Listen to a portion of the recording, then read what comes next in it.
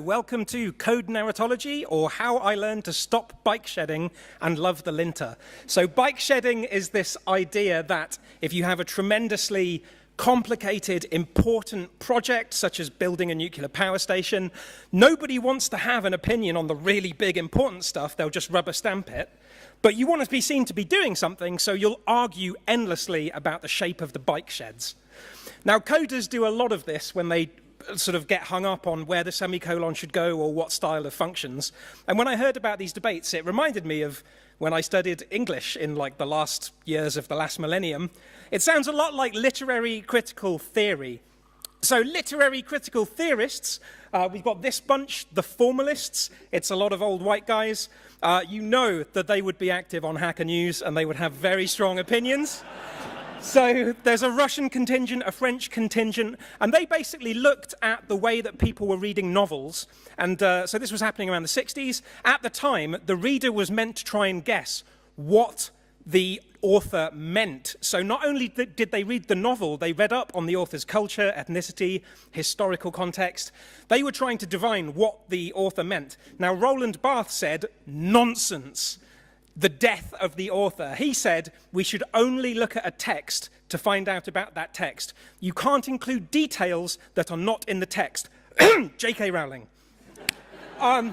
So we're going to build this up. If we take the example of a post-it note has an author and a reader, you would think. It might be the same person. You might be writing yourself a note.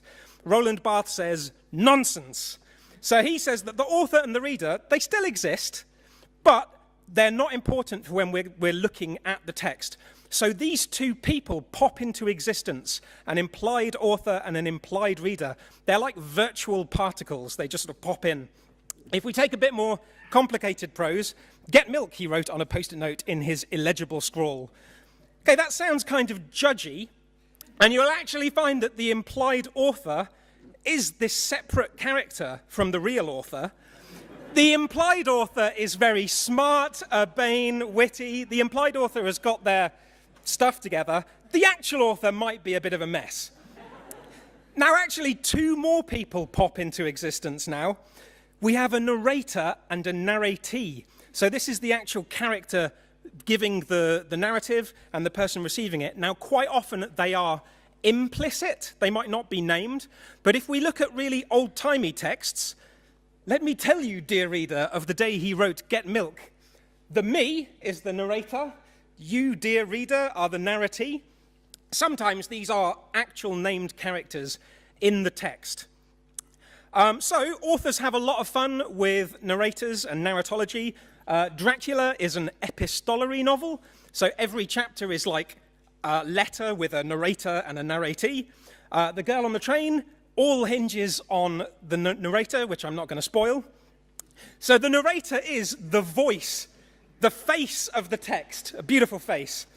And really, if the narrator is doing their job, you should barely be aware of the implied author. The implied author should just be hanging around in the background. So what does this have to do with code? What does this have to do with code? Okay.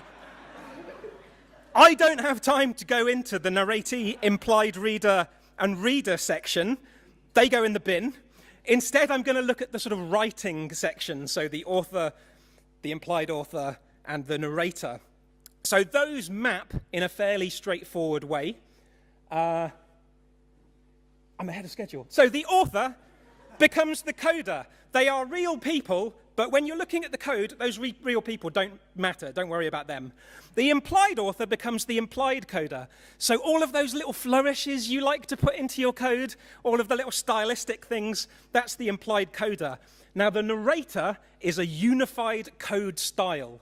If your entire code base is using one style, that creates a narratorial voice. Okay, it's very clear, everyone can understand it. Now, there are several ways of achieving this.